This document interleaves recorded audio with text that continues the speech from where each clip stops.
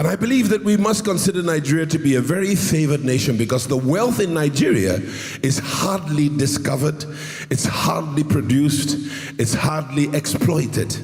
And yet the exploiters are not necessarily of Nigerian descent. A nation grows formidably when it unites around righteous principles, converting its portion of earth into wealth that she may become a prosperous country and a viable nation under God, a productive nation under God. Having said that, this gospel that we preach is transformative at every level and aspect of humanity.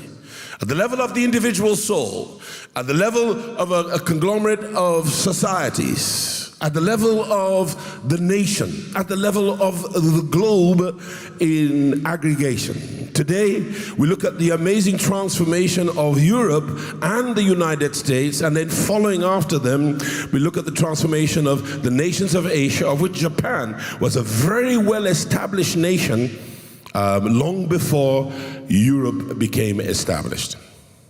The Asians, particularly the Japanese, sent their best analysts into Europe to analyze and to study the cause and effect of Europe's transformation from barbarism into advancement in technology, industry, and serious development.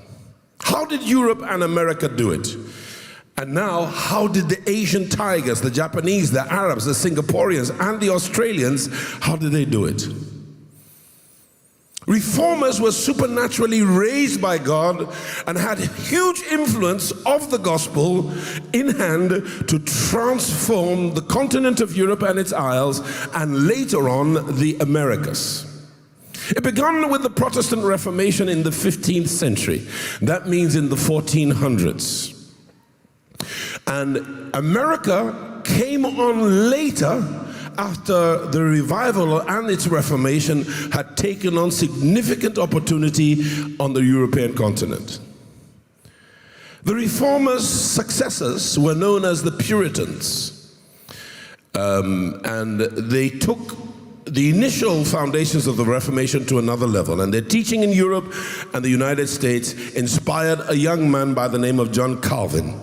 And Calvin and his cohorts believed in the authority and the inerrance of Scripture, that this Bible that we read was given to us by God as the oracle of God himself.